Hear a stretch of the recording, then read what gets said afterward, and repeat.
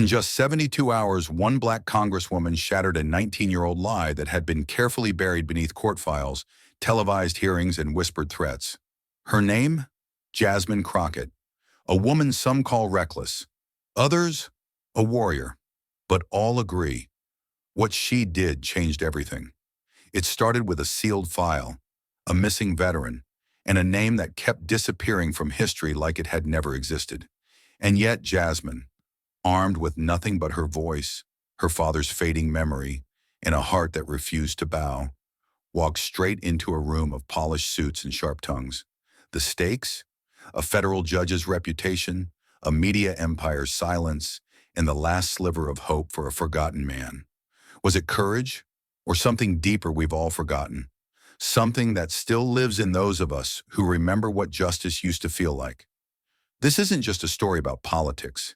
It's about memory, dignity, and what happens when one woman decides that silence is no longer strength.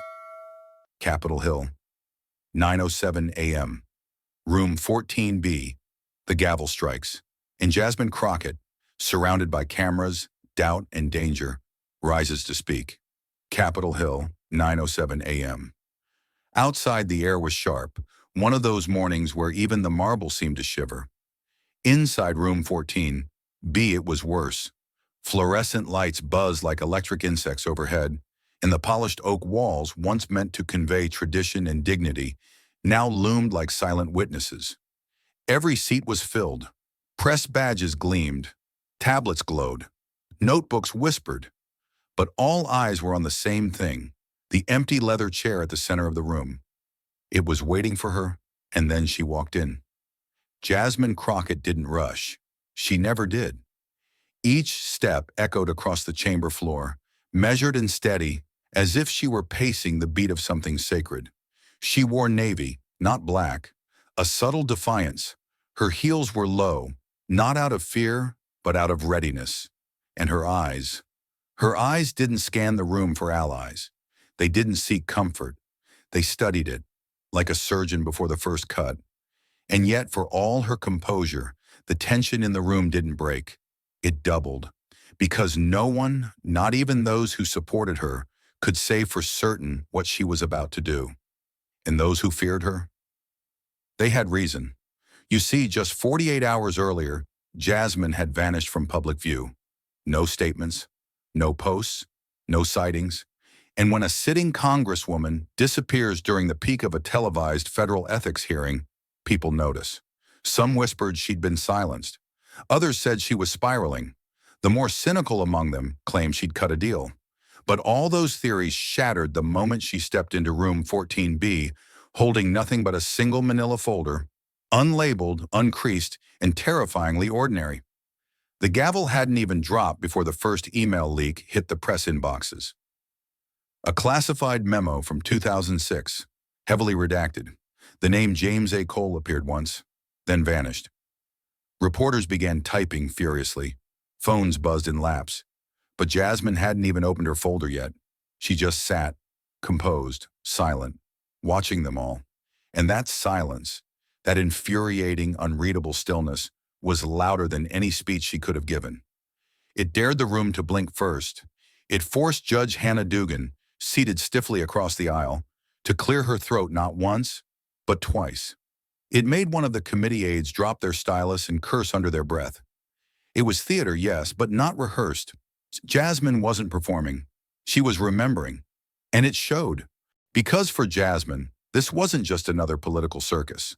This was the day her father's ghost would stop haunting her in silence. This was the day she would speak for the man who couldn't. And more importantly, this was the day the room would be forced to listen. They just didn't know it yet. Before she ever stepped into room 14B, before the headlines and handshakes, before the betrayals dressed in tailored suits, there was a little girl standing barefoot in a doorway, watching her mother weep. The house was small, 2 bedrooms barely holding the weight of 3 generations, and the paint peeled in every corner like the walls themselves were trying to escape. The kitchen radio hummed low with gospel static, but Jasmine wasn't listening to that. She was listening to her mother's breath, choked, silent, the kind of cry you learn to do when you're afraid of teaching your children that the world is cruel. It was a Tuesday. Jasmine remembered because she had been excited about it being taco night, but there were no tacos that night, just silence, and her mother sitting at the table, still wearing her burgundy Food Lion uniform, hands shaking as she folded and unfolded a pink slip. No severance, no warning, just gone. Why? Jasmine had whispered, standing at the edge of the dim hallway.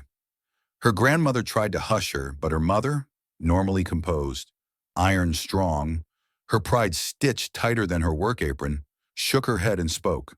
Not loud, not bitter, just broken. Because I told the truth. Because that girl didn't steal nothing. Because I told them I saw the white manager slip it in her bag, and they said I was making trouble. Jasmine didn't understand all of it. Not then. But she remembered the way her mother wouldn't meet her eyes. The shame that didn't belong to her, but clung to her anyway. And it wasn't just about the job. It was the reminder that in their town, in their skin, truth had a price, and it was always paid in silence. That night Jasmine couldn't sleep. The heat was heavy, the fan clicking uselessly against the ceiling, and the sound of her grandmother's prayers bleeding through the wall. She stared at the cracked pane above her bed and made a vow, not out loud, not in ceremony, but in a whisper so small it could have disappeared if not for the fire behind it. I will not be quiet when I grow up. She said it again, this time with her hand over her heart, as if she were pledging allegiance to something deeper than any flag, something that lived inside her, raw and pulsing and urgent. It didn't matter what it cost. It didn't matter if no one clapped. She wouldn't stay silent, not when she saw wrong, not when she saw pain, not when someone like her mother was made to bow in the name of keeping peace. That promise never left her. Not through college, not through law school, not through sleepless nights spent defending strangers who couldn't afford justice.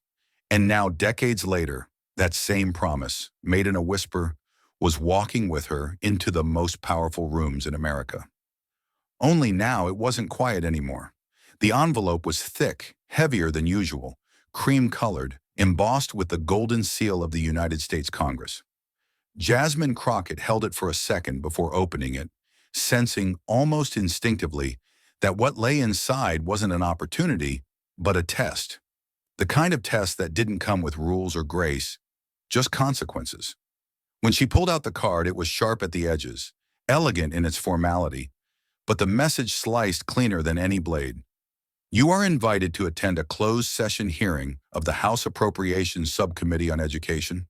Attendance, observational only, speaking role, not assigned. At first glance, it looked innocuous, just another session buried among the dozens she'd endured since entering Congress. But the moment she scanned the attached policy briefing, the knot in her chest tightened. A new provision, buried 58 pages deep, proposed a drastic reallocation of federal education funding, redirecting millions from inner-city schools into so-called parent choice vouchers, disproportionately benefiting wealthier, suburban, and predominantly white districts.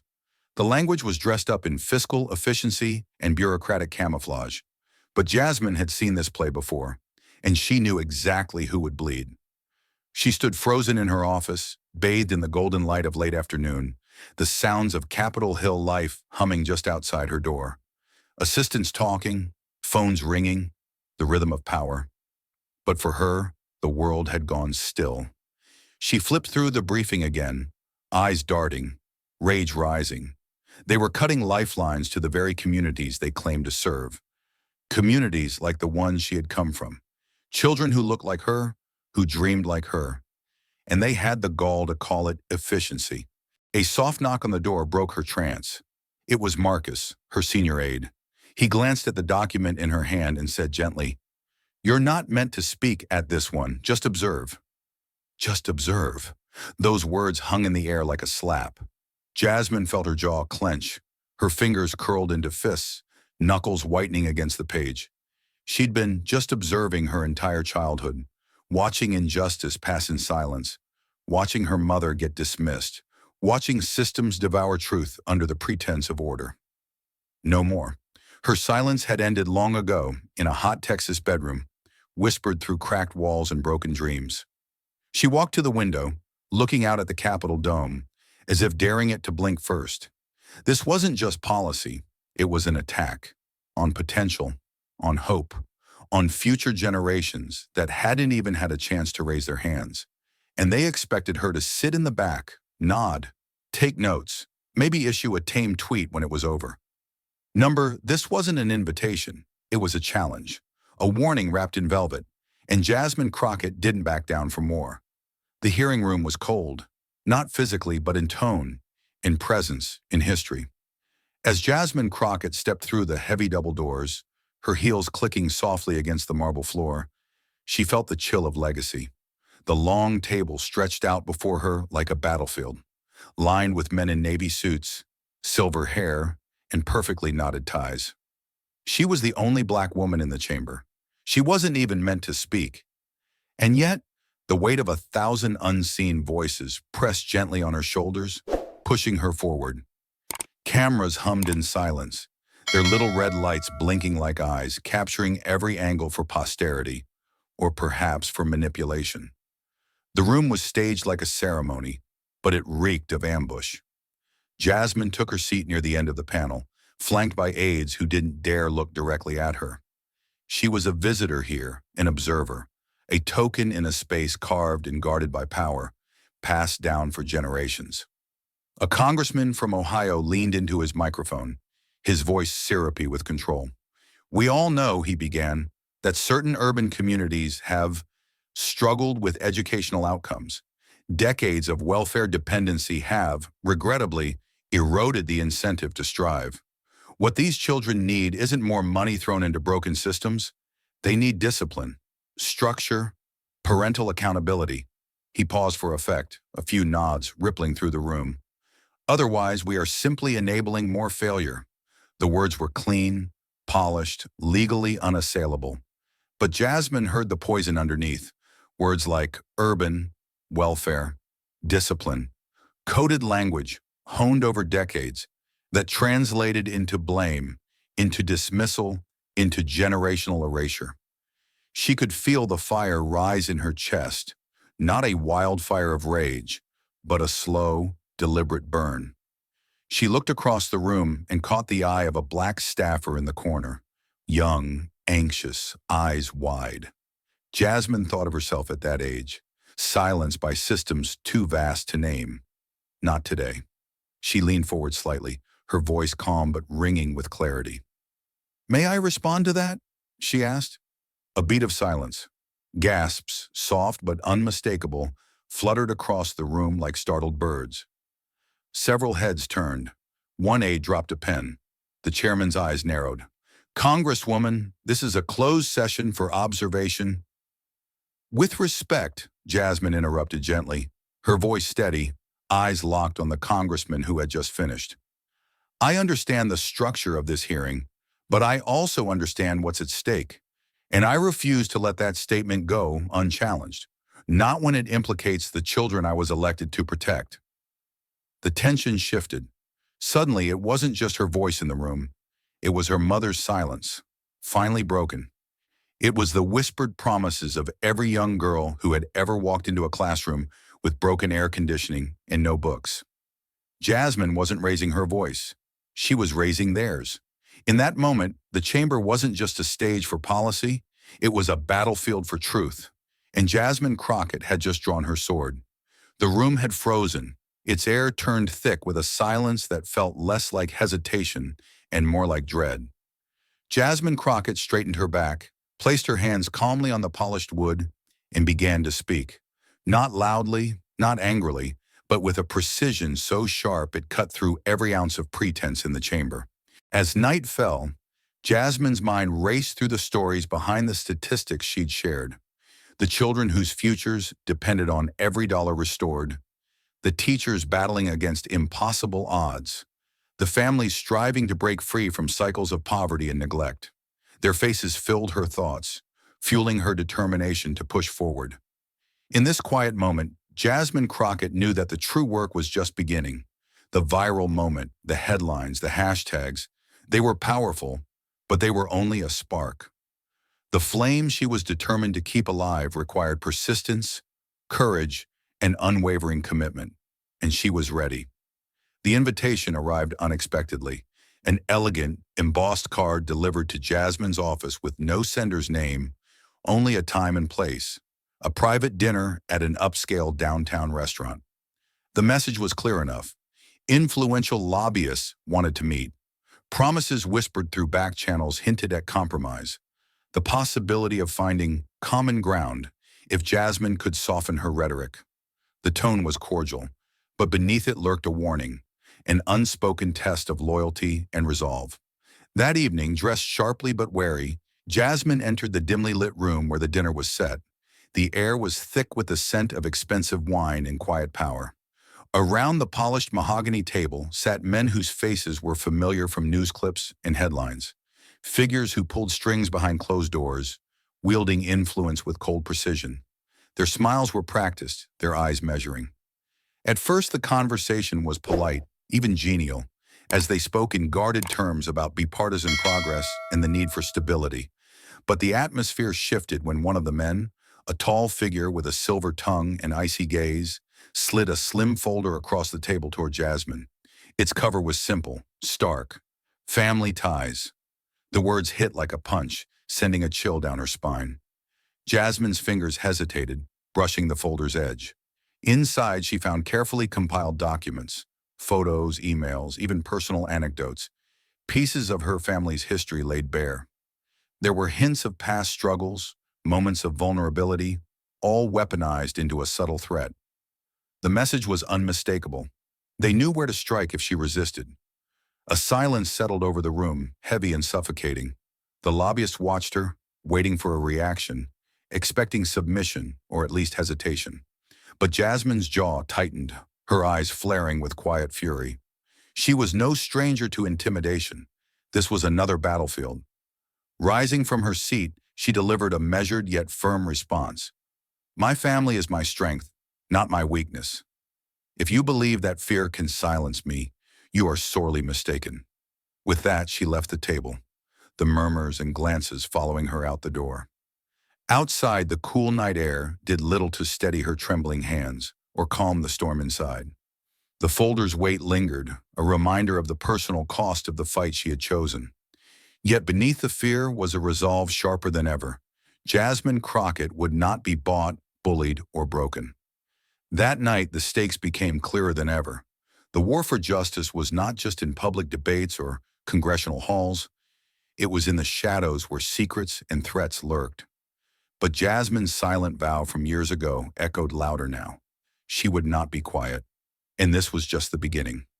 The city lights outside Jasmine's apartment blurred into a restless haze, a quiet contrast to the storm raging within her mind.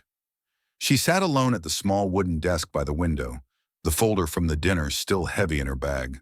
But now her hands trembled not from fear, but from the weight of memories that surged unbidden, pulling her back to a time long past yet never truly gone. Carefully, she pulled out a folded letter, weathered, yellowed at the edges, a letter from her father, a Vietnam veteran who had passed away under circumstances that still haunted her. His death had been ruled accidental, but Jasmine never believed it. There were whispers, shadows in the official record that hinted at something darker, something erased. She unfolded the letter again, tracing the familiar handwriting. The ink faded, but the words etched deep into her soul. If they threaten you, they fear you. The simple sentence echoed through the room like a mantra. Her father had faced his own battles, on foreign soil, in the crucible of war, and then in the silence that followed, fighting invisible enemies at home. His courage had been a beacon in her childhood, a quiet, steady flame that shaped her sense of justice. Jasmine's eyes drifted from the letter to the wall beside her desk, a chaotic mosaic of brightly colored post-its, each one a fragment of her strategy, a name, a bill, a deadline. The wall was a testament to the fight she was waging, each note a thread in the intricate tapestry of change she sought to weave. There were names of allies and adversaries alike, legislative initiatives that could shift the balance of power, reminders of moments past where courage had changed the course of history. The sheer volume was daunting, but to Jasmine, it was fuel, a map of the battlefield where she had chosen to stand her ground. She took a deep breath, the weight of exhaustion pressing down, but beneath it, a fierce determination. The threats, the dinners with the powerful, the personal invasions, they were all pieces of a larger war. And every moment alone in the quiet darkness was a chance to prepare, to sharpen her resolve. The city below might have been asleep, but Jasmine's fight was far from over. With her father's words as both shield and sword, she rose from her chair, eyes blazing with renewed purpose. Tomorrow was another day to confront those who sought to silence her, to protect the communities that had raised her, and to honor the legacy of a man who never backed down. In the midnight stillness of the district, Jasmine Crockett's silent vow grew louder than ever. In the early hours long before the city stirred awake, Jasmine sat at her kitchen table, phone pressed firmly against her ear, her voice steady but charged with urgency. She was reaching out, not to the usual power players or media pundits, but to the backbone of change. Former staffers who had once stood by her side, young leaders from neighborhoods overlooked by the political spotlight, Black organizers tirelessly working at the grassroots level. Each call was a thread, weaving together a tapestry of resilience and hope. "They can threaten one of us," she said softly, "but they can't silence all of us." There was a quiet power in those words, a truth that resonated deeply with everyone on the other end of the line. The battles they faced were relentless, systems rigged against them, voices drowned out by those who wielded privilege like a weapon. Yet Jasmine's conviction was a beacon, igniting something fierce in hearts that had known too much struggle, too much loss. Her network began to grow, not in grand auditoriums or behind gilded doors, but in the everyday places where real life unfolded. Barbershops buzzed with conversation, community centers filled with quiet planning sessions, living rooms became hubs of strategizing and solidarity. It was a movement not built on spectacle, but on shared stories, mutual respect, and the unwavering belief that justice was worth every sacrifice. Jasmine listened as voices poured out, tales of families torn apart by injustice, of children denied opportunities, of elders forgotten by a system designed to overlook them. Each story fueled her determination, sharpening her vision. This was not just politics, it was personal. It was the lived experience of the people she vowed to serve and protect. And so the movement took shape, invisible yet unstoppable, growing like a tide ready to sweep away the barriers of silence and oppression. Jasmine wasn't just leading a charge. She was nurturing a quiet army, a collective heartbeat strong enough to challenge the status quo. Her resolve deepened as she hung up the last call, knowing that the real work was just beginning. The halls of power might try to intimidate, to divide, but the roots of this movement were planted deep in communities that refused to be ignored. In that early morning stillness, with the first light creeping over the skyline, Jasmine Crockett smiled quietly to herself. She wasn't alone, not anymore, and together they were unstoppable. The moment the federal injunction landed on her desk, Jasmine's jaw tightened.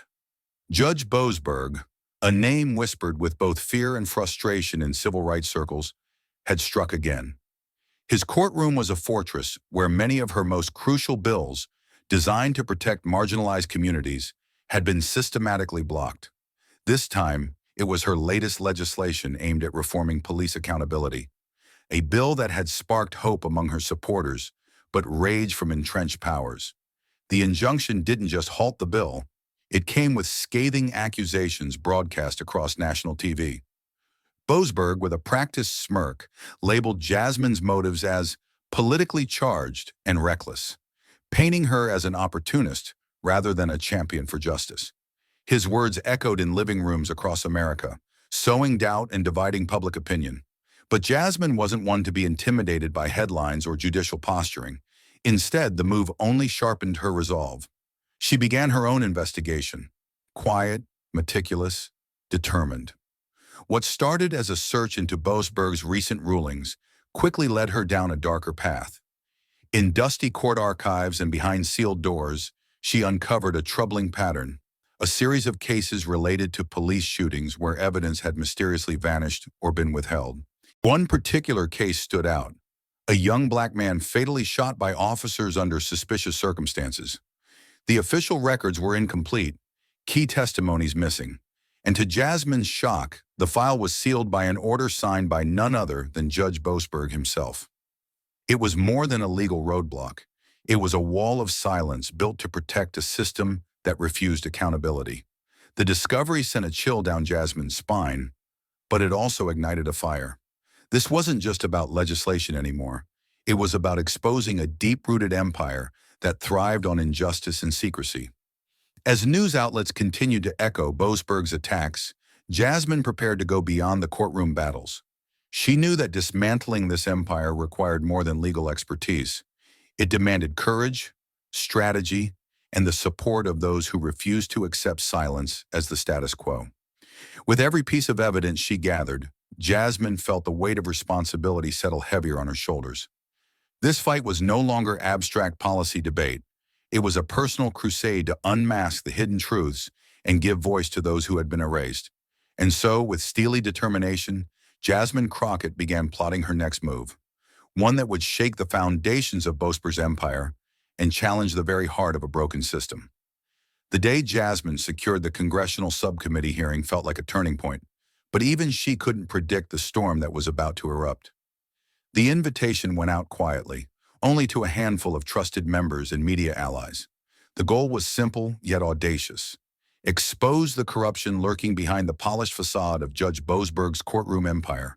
But nothing was simple in Washington, especially when challenging power that had long been untouchable. As the chamber filled, the usual hush of anticipation hung thick in the air. Jasmine sat poised, a calm center amid the charged atmosphere, her eyes fixed on the door through which the whistleblower would soon enter. The former court clerk, nervous but resolute, carried with her a trove of documents, proof of the lies buried deep within the justice system. When she took the stand, a hush fell over the room. Under oath, she began revealing the dark secrets concealed by forged signatures and manipulated records. Each word was a revelation: evidence intentionally destroyed, witness statements altered, and key information erased to protect powerful figures. The most damning detail came when she directly named Judge Boasberg, confirming that his office had authorized the tampering to ensure certain cases never saw the light of day. A collective gasp rippled through the chamber. Some members leaned forward in shock. Others exchanged stunned glances. The very foundation of a federal judge's integrity was being questioned in real time, live on camera, with the world watching. Jasmine's heart pounded, not from fear, but from a fierce surge of vindication. For years, she had sensed the shadow behind Boasberg's rulings, but now the proof was undeniable. The whispered suspicions of civil rights activists and community leaders were being validated before the highest halls of power. Opponents scrambled to regain control, attempting to cast doubt on the whistleblower's credibility, but the dam had broken. The flood of truth was unstoppable. Jasmine's voice, steady and commanding, guided the hearing, pressing for accountability and demanding answers no one could evade. As the session closed, the weight of the moment settled in. The courtroom empire was cracking, and for Jasmine, this was only the beginning, one bold step closer to shattering a system built on silence and injustice. The fallout was swift and brutal. Within days of the explosive testimony, Jasmine found herself sidelined in the very halls where she had fought so hard for justice. Invitations to key committee assignments, the lifeblood of any legislator's influence, were quietly rescinded. Official statements were vague, citing reorganization or new priorities. But the message was clear: speaking truth to power came with a cost. Doors that had once been open now remained firmly shut. Yet outside the marble walls of Congress, something remarkable was stirring.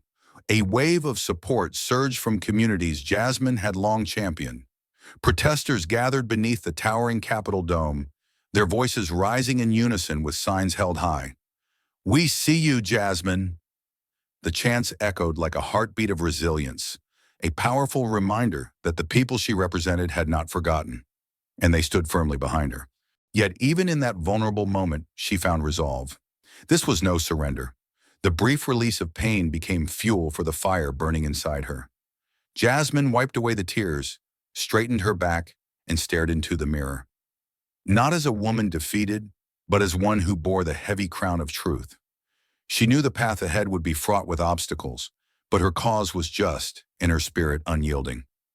The price of truth was steep, but for Jasmine Crockett, it was a price worth paying. The silent watchers in the shadows, those forgotten, marginalized, and silenced, needed a voice, and she would not rest until every whisper of injustice was brought into the light. Jasmine had always believed in building bridges, even with those whose views didn't fully align with hers. So when Senator Caldwell, a liberal stalwart with a reputation for championing progressive causes, declined to co-sponsor her newest bill, the blow landed harder than she expected. The bill was a vital piece of legislation aimed at expanding educational resources for underserved communities, a cause they had once seemed united on. But now, as she sat across from him in a quiet, dimly lit conference room, his words cut sharply through the air. Timing's just not right. She studied his face closely, searching for any hint of sincerity, but found none. Behind his calm, measured tone lay a carefully crafted political shield. Jasmine knew better than most that "not right" was a euphemism, a way to quietly sideline a cause without public controversy. What stung most wasn't just the rejection, but the whispered truths she'd uncovered since. Behind closed doors, Caldwell was protecting powerful corporate donors who opposed the bill's potential to disrupt their profits. The very forces she fought against were more deeply entrenched than she'd imagined, weaving their influence across party lines and friendships alike. Jasmine's heart tightened as the reality settled in. The resistance to justice wasn't coming only from the hardline conservatives she expected, but from within her own political allies. The betrayal wasn't just political, it felt personal. For years, she had trusted that common goals could unite even the most disparate voices. But here, in this hushed room, that fragile trust was shattered. Her fists clenched beneath the table, but her voice remained steady. "If the timing is never right," she said quietly, "then who's truly benefiting from delay?" Her question hung in the air, uncomfortably true, forcing Caldwell to avert his gaze. Jasmine left the meeting with a renewed clarity. This fight wasn't just against overt opposition. It was a battle against a system willing to sacrifice progress for profit. Unity for convenience. She understood now more than ever that her journey would be lonelier, more complex, and far more dangerous than she had once believed. But surrender was not an option. For every door slammed shut, Jasmine knew there were countless others waiting to be opened, by those willing to challenge not just the obvious enemies, but the silent protectors of the status quo. She vowed to uncover every hidden hand that threatened her cause, no matter how deeply buried or well-dressed. In this new chapter of her struggle, Jasmine Crockett embraced a harsher truth. The fight for justice was not just a battle against the right, it was a reckoning with the silence of those who claimed to stand with her. The moment Jasmine stepped out of the Capitol that morning, she sensed the shift.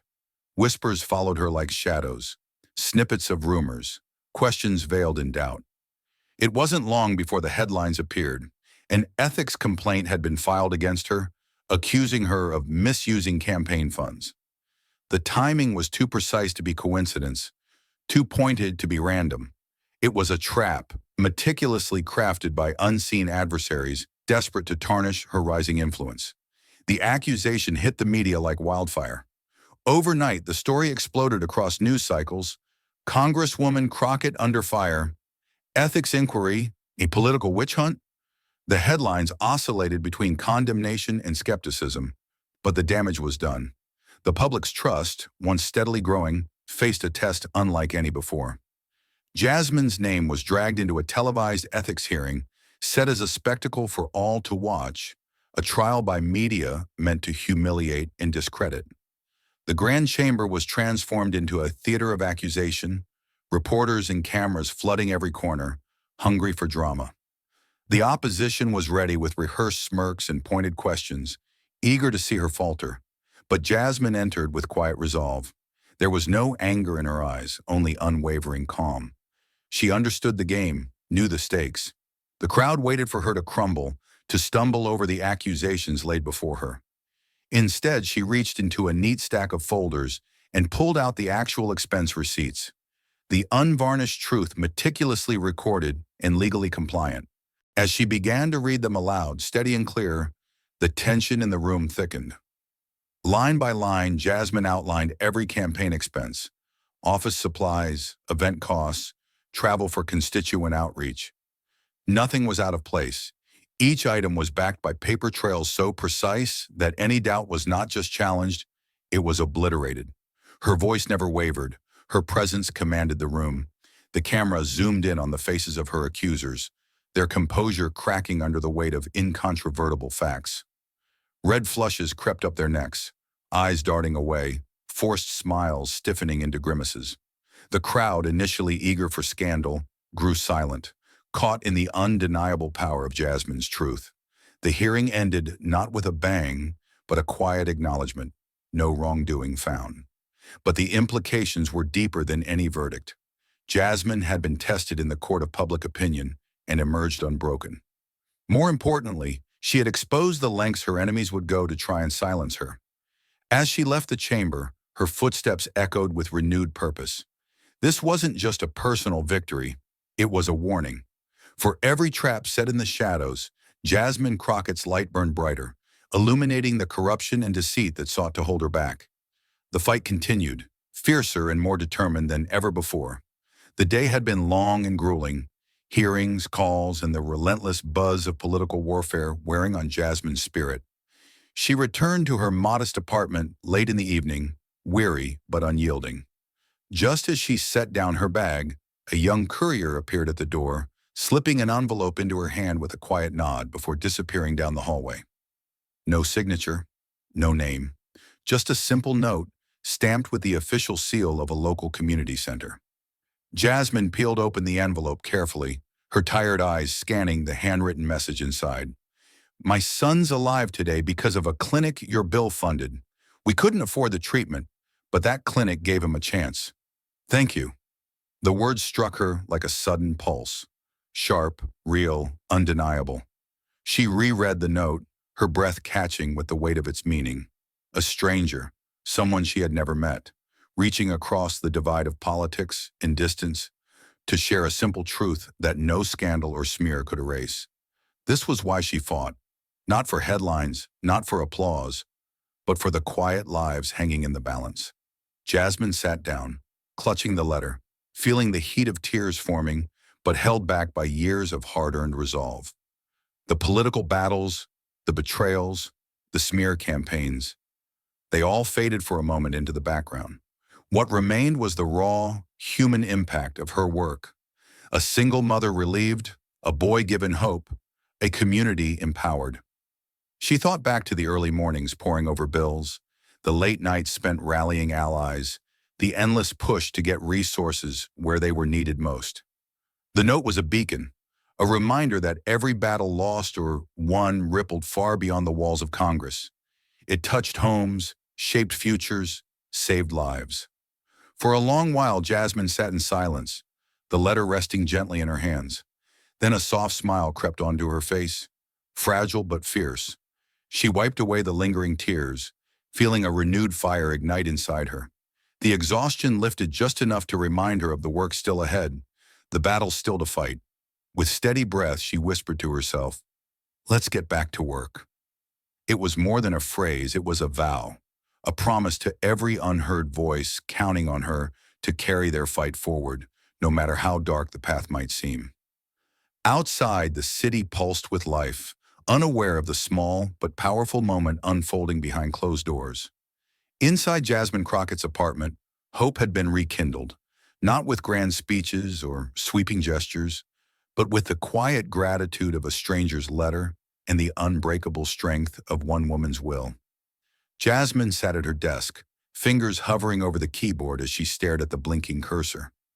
This wasn't just another piece of legislation.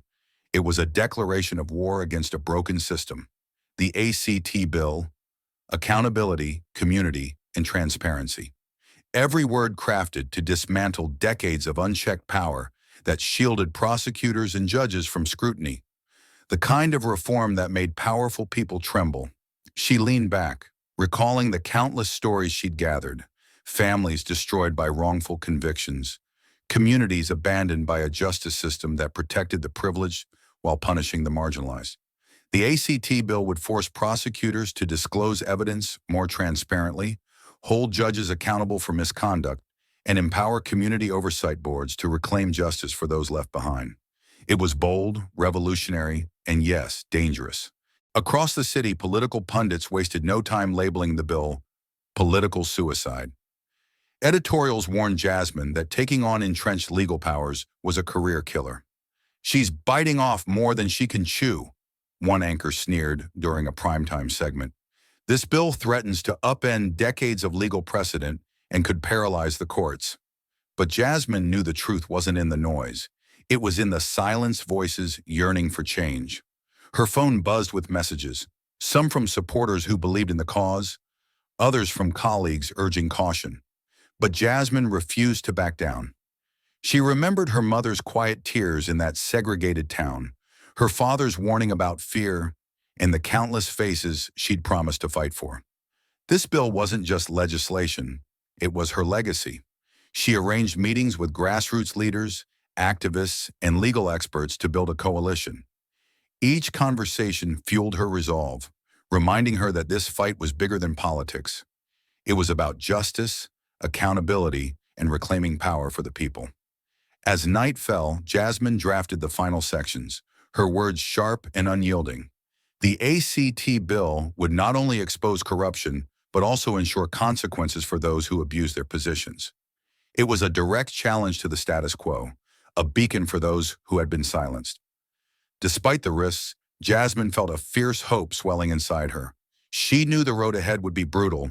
Lobbyists would mobilize, opponents would attack, and powerful enemies would try to bury her work. But the alternative was unacceptable. Silence, complacency, and injustice had ruled for too long. When she finally hit send to submit the bill, Jasmine allowed herself a brief moment of satisfaction.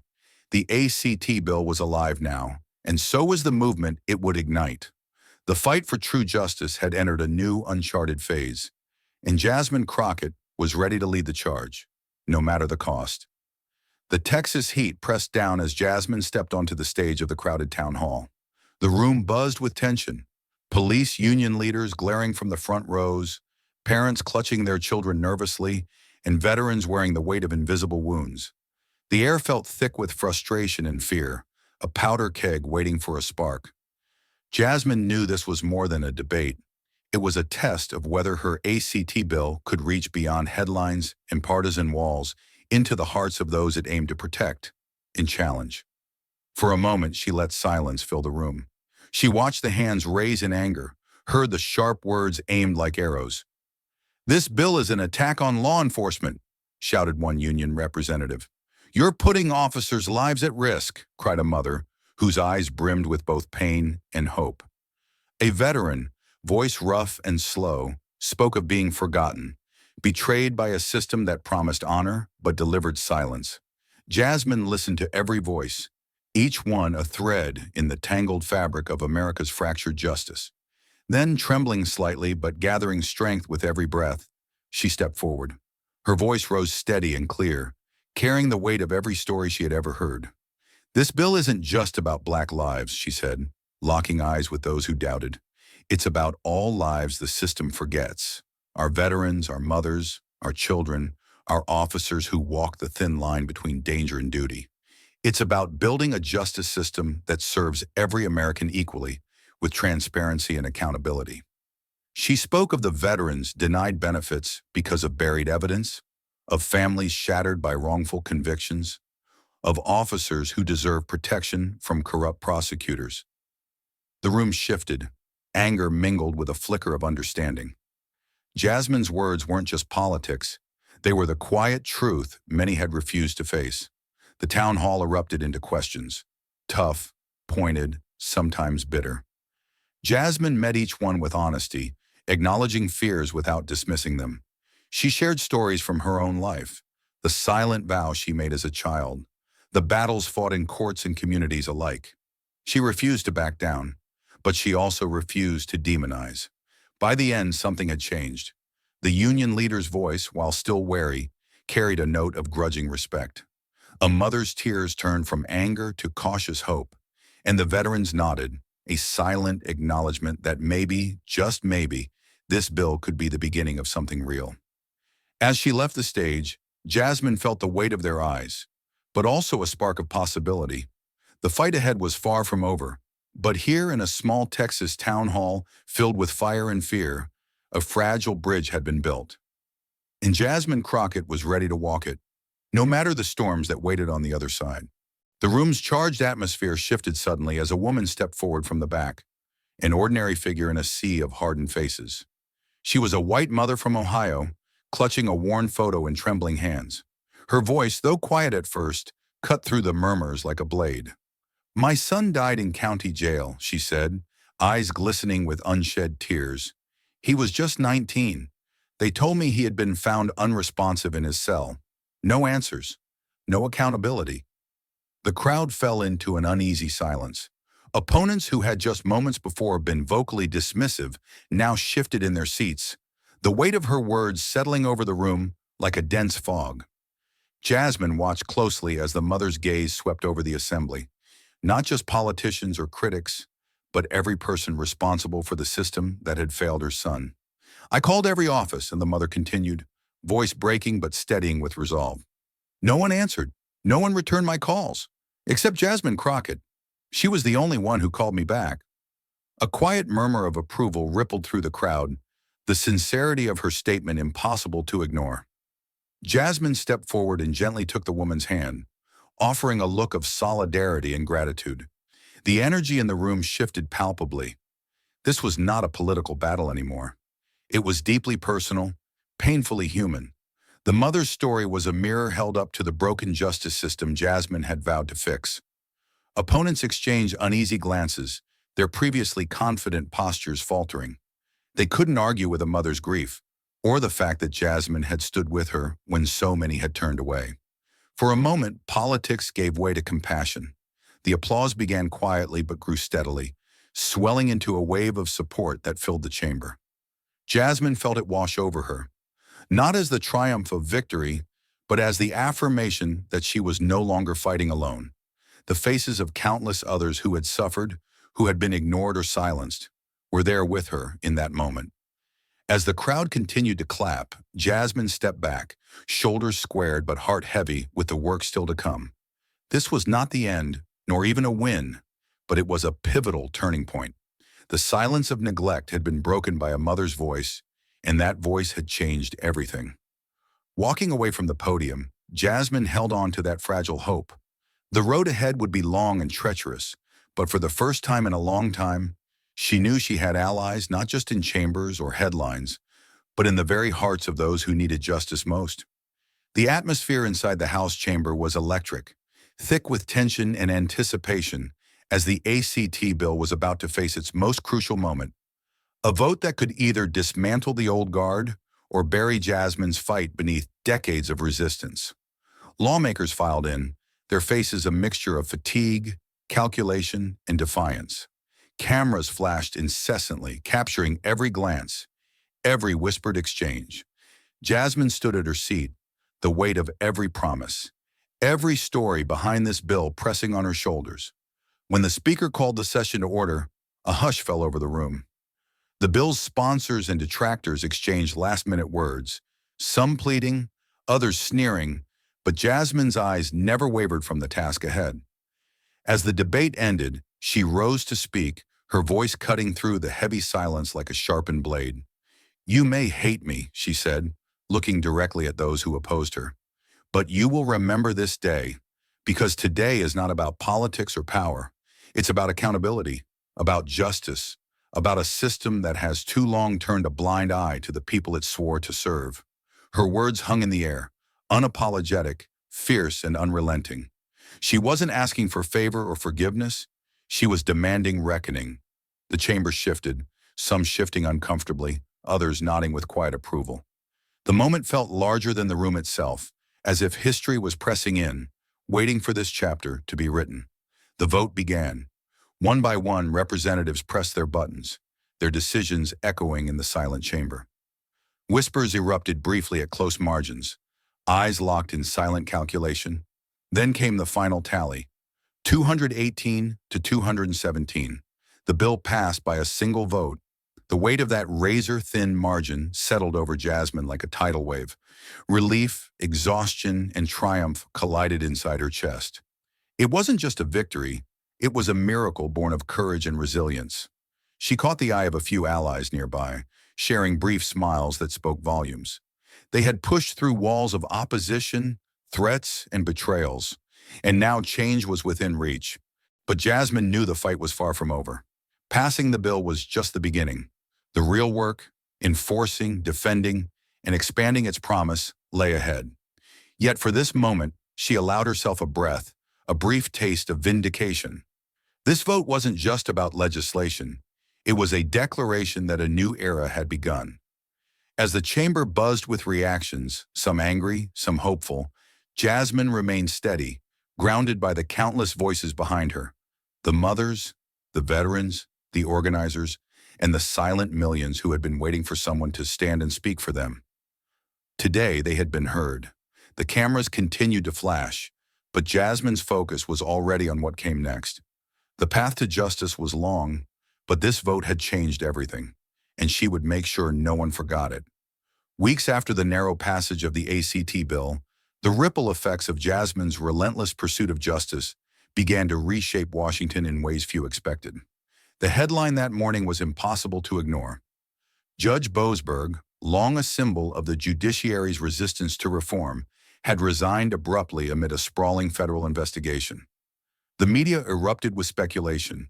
Corruption, cover-ups, and misconduct all whispered beneath the surface, now confirmed by the judge's sudden departure.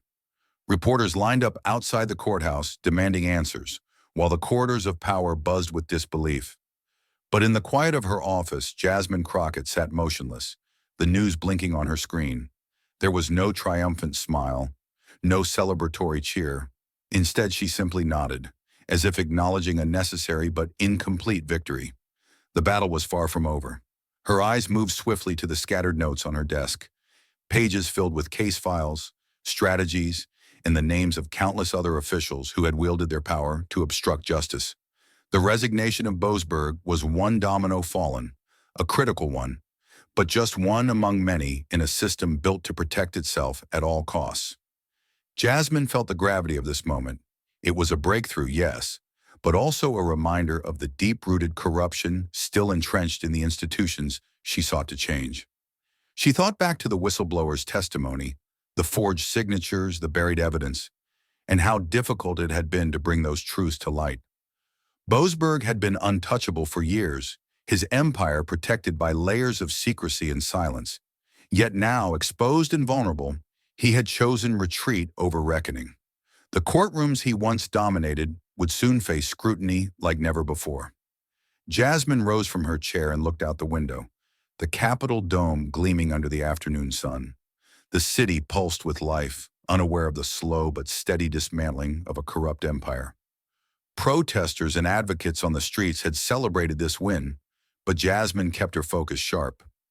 This resignation was a signal, a warning shot fired across the bow of the establishment. She knew the forces aligned against her were already regrouping, plotting their next moves in shadowed rooms. "One down," she whispered to herself, the words almost lost in the quiet hum of her office. Systems left to go. There was no room for complacency. Each victory was a step deeper into the labyrinth of power, where every ally could turn foe, and every truth uncovered threatened to ignite fierce backlash. But Jasmine's resolve was steel-forged, built on the memory of her father, the courage of the communities she represented, and the urgency of the moment. She gathered her papers, readying herself for the next fight. The ACT bill had passed. Boasberg had fallen. Now the real work began, exposing the systemic rot that extended far beyond one judge or one case. Reform was no longer a distant dream, but a tangible force moving through the halls of power, and Jasmine Crockett was at its forefront, steady and unyielding, determined to see the work through to the end. The battle lines had been drawn, and the war for justice was only just beginning. In a small classroom in Chicago, a young girl stood nervously before her classmates, clutching a neatly typed report titled, "Jasmine Crockett, My Hero." Her voice trembled at first, but as she spoke, telling the story of a fierce Congresswoman who fought for justice against overwhelming odds, her confidence grew. She described Jasmine's courage in standing up to corrupt judges, the relentless battles in Congress, and the quiet moments of strength behind the scenes. The girl's eyes sparkled with admiration as she shared how Jasmine's fight wasn't just about politics, but about protecting families, communities, and the truth itself. As the class applauded, the girl smiled shyly, proud to tell the story of someone who dared to make a difference. Back in her Washington office, Jasmine Crockett sat alone, a folder open before her containing letters and notes from supporters across the country. One letter in particular caught her eye, a heartfelt note from a mother who credited Jasmine's work with saving her son's life. Jasmine's fingers traced the edges of the paper as she whispered softly, "That's the why." It was in moments like these, the quiet affirmation of those whose lives were touched, that her purpose burned brightest. The struggle, the setbacks, and the sacrifices all converged into a single reason to keep fighting. The office around her buzzed with the low hum of government business, but Jasmine's focus was clear. She folded the letter carefully and set it aside, eyes narrowing with resolve as she stood. The work was far from over. New hearings awaited, new battles loomed on the horizon, and the weight of responsibility pressed down harder than ever. Yet as she gathered her things and stepped out into the corridor, there was a quiet strength in her stride, the strength of someone who carried not just her own hopes, but the hopes of many. Walking toward the next hearing, Jasmine felt the invisible thread connecting her to that young girl in Chicago and countless others inspired by her journey. Alone, yes, but never truly isolated. Each step was a testament to the legacy she was building, a legacy not just of legislation or headlines, but of courage, resilience, and unwavering commitment. The fight for justice was ongoing, but the tide was turning. The camera fades out as Jasmine enters the hearing room, poised and unyielding, ready to face whatever came next. Her story was far from finished. It was legacy in motion, a powerful reminder that change begins with those brave enough to stand and keep moving forward, no matter the cost. Jasmine Crockett's journey reminds us that true change is neither swift nor simple. It is forged in the quiet resilience of those who refuse to be silenced, who transform personal struggle into collective hope. Her story teaches us that justice demands more than courage. It requires unwavering commitment, the willingness to stand alone when necessary, and the faith to believe that every small step forward ripples through generations. While this narrative captures one woman's fight, it echoes a universal truth. Real power lies not in the hands of the few, but in the voices of many rising together against injustice. Yet every path toward progress is unique, shaped by countless factors beyond any single story. And this account is but one thread in the vast tapestry of change. What endures is the call to action, to confront inequity with dignity, to bear witness to truth even when it is costly, and to carry the torch for those who follow. The legacy we leave is not written in history alone, but in the courage we summon today. Stand firm, speak loud. The fight for justice is endless, and it is ours. Thank you for staying till the end. Your time, your heart, your presence matters more than you know. If this story spoke to you, speak back. Like, subscribe, and leave a comment. Let's keep this conversation and this fight alive.